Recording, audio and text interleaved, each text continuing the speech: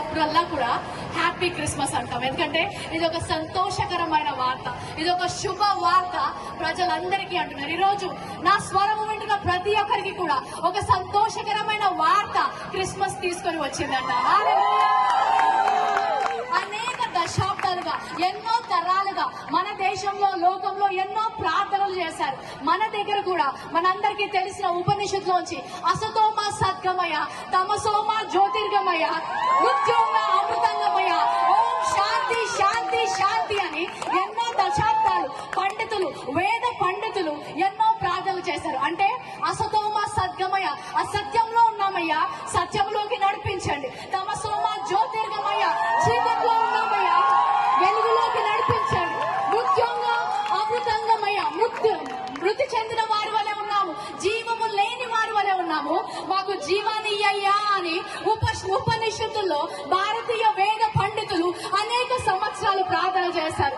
లోకమంతటిని కూడా వెలుగు కావాలని ప్రార్థన చేసింది. ఆ ప్రార్థనకు జవాబుగా పరలోక తండ్రి తన సొంత కుమారుడైన యేసు క్రీస్తును పంపించాడు.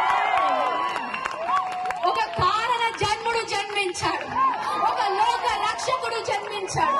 ఆ ప్రార్థనకు జవాబుగా పరలోకము నుంచి అద్వితీయ కుమారుడు ఈ లోకానికి వచ్చాడు. హల్లెలూయా.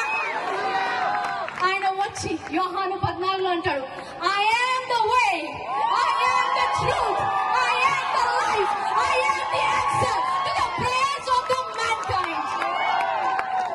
సత్యములోకి నడిపించడానికి నేను వచ్చాను. ఏ మార్గం అయితే కనిపించకుండా ఆ మార్గాన్ని చూపించడానికి వచ్చాను.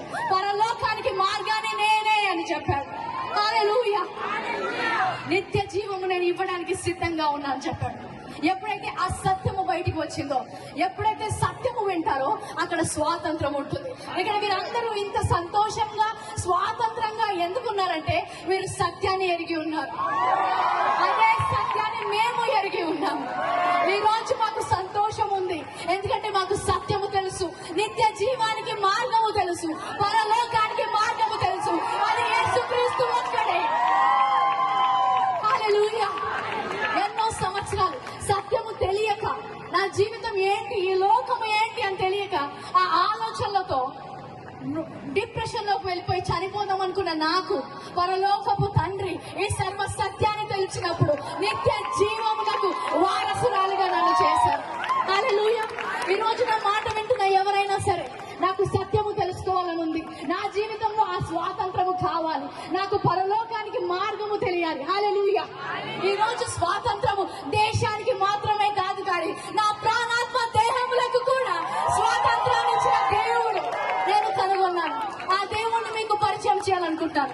ఎవరైనా సరే నా స్వరము విన్నవారు, ప్రశ్న ఉన్నా, యేసుక్రీస్తు గురించి తెలుసుకోవాలి, ఈ సంతోషం ఏంటి, ఈ స్వాతంత్రం ఏంటి, అది నాకు కావాలి అన్నవారు దయచేసి స్టేజ్ పక్కన నా కుడి వైపుకి రావాలని కోరుకుంటున్నాను.